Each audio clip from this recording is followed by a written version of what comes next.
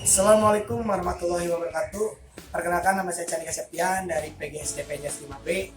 Saya di sini akan mempraktekkan UAS praktikum pelayanan kesehatan medis 6, yaitu mengenai hipotermia ya. Nah, hipotermia ini sering terjadi ya apabila kebanyakan itu kalau ada banjir ya. Nah, di sini hipotermia ini biasanya suhu tubuh panas kita turun. Nah, hilangnya panas tubuh lebih dari cepat dari panas yang dibentuk tubuh diperoleh, sehingga tubuh rendah dari 35 derajat Celcius. Nah, ini biasanya langsung hipotermia. Nah, penyebab hipotermia, nah di sini terjadi ketika panas yang dihasilkan tubuh tidak sebanyak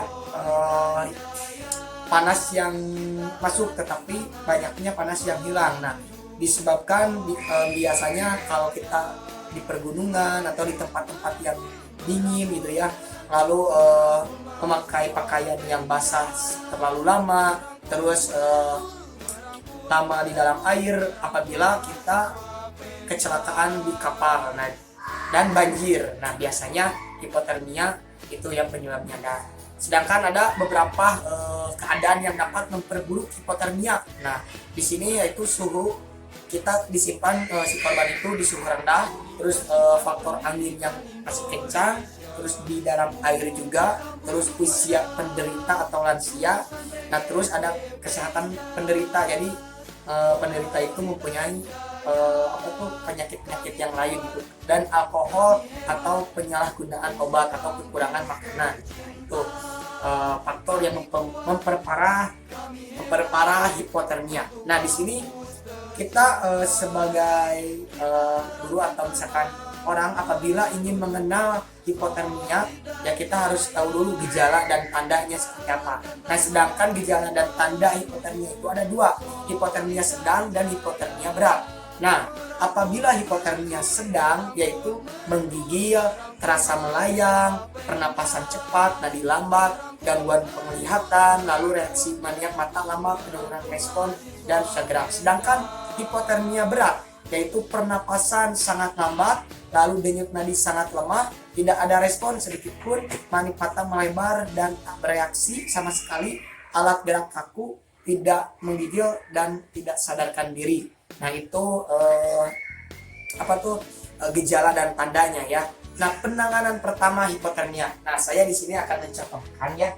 Ini tuh korban hipotermia, dia tuh korban banjir misalkan ya, korban banjir.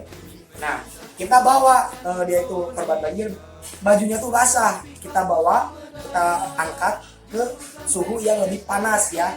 Nah, lantangkan ya. Nah, ini ya.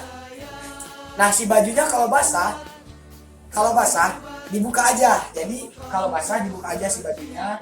Nah, bajunya dibuka, lalu ganti pakai baju yang kering. Nah, setelah itu pakai jaket yang tebal. Nah, ini jaket tebal atau yang supaya suhu tubuhnya kembali normal gitu kan. Nah, kita pakaikan jaket tebal kepada si penderita hipotermia.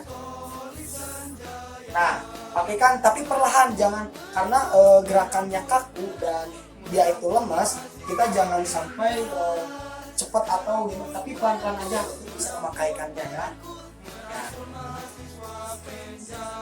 Nah, setelah itu kasih lagi si kakinya pakai kaos kaki kalau udah di tempat yang memang di situ ada kaos kaki, ada selimut, pokoknya sampai tertutup lah supaya hangat gitu ya. Kalau bisa misalkan kita kompres dengan air hangat.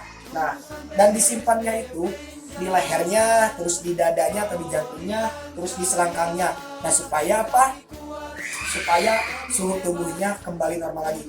Nah, kalau misalkan keadaan kita di pergunungan, nah kita kalau misalkan si penderita hipotermia ini, kita dengarkan apakah dia masih bernapas. Kalau dia masih bernapas, kita berusaha membuat dia sadar atau berusaha membuat suhu tubuhnya normal. Bisa jadi kita membakar kayu bakar di depannya, terus gosok-gosok tangan kita sendiri, lalu tempelkan pada tubuhnya gitu kan, atau kita buka baju kita untuk meluk supaya mentransfer panas suhu kita yang tidak hipo ke penderita hipotermia.